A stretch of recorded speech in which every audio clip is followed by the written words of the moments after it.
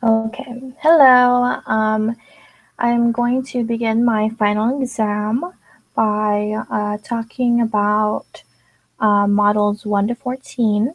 So I'll be talking about what I've learned, why the information is important, as well as how I could use what I've learned in my future classroom as a future educator.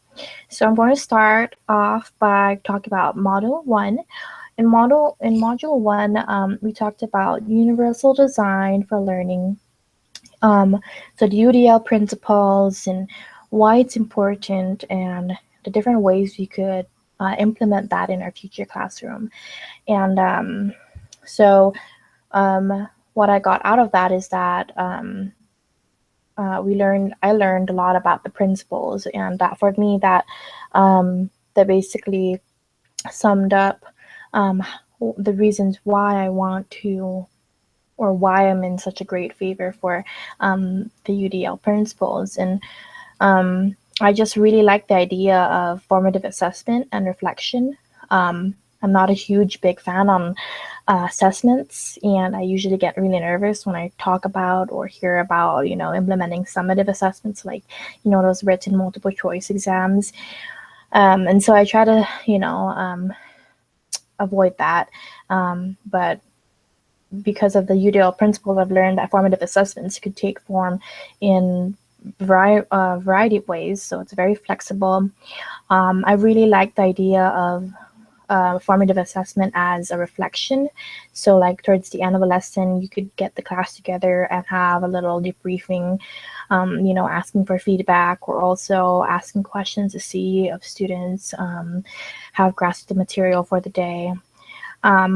Also, another thing I like about the UDL principles are the how engaging it is, and how teachers need to have this hook, this interesting engaging method or activity at the start of beginning a lesson, because this is really what gets students' attention and really allows students to stay motivated throughout the entire class period or class lesson. Also, with the engagement, there also needs to be differentiation within instruction. And when you're trying to include all learners, as a future teacher, I know that I'm going to experience, having students from all different kinds of backgrounds, all different kinds of, um, learning disabilities. Um, and so, as a teacher, you need to know how to differentiate your instruction in order to get students engaged. So, and with that, you could different ways to differentiate instruction is to maybe incorporate a variety of technology.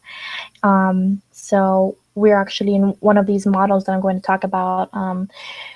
Technology is actually one really huge um, component within the UDL principles. Um, and it's just a great way to get students engaged. It also helps you, kind of gives you that support as a teacher to teach a material. Sometimes technology does it better. And so that's definitely another great principle that I really like.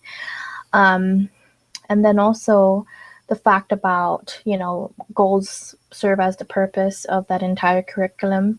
So before you even go on with creating your lesson plan, you need to start with your goal. And you need to make sure that it's not too specific, and it's just a little it's a little broad in a way that allows assessment to be flexible. So it's kind of like, I'll be talking about this later as well, but excuse me, the goal is definitely going to be like the guiding force of the curriculum. And I feel really makes sense now that I think about it, because how could you go on creating a lesson if you're not sure of what your students, or what you want your students to accomplish or learn or take away from that lesson? And basically, enforcing different strategies that contribute to engagement and motivation for students, and also basically, like to sum this up, to sum up module one, it's very student based, and I think that's like the entire. If I were to describe UDL in 2 words, I would say it's just very student based, or just student based, because that's 2 words. I would say it's that, because basically the curriculum is not, it's not, how do you say it? It's not, basically it's all centered around the student, not,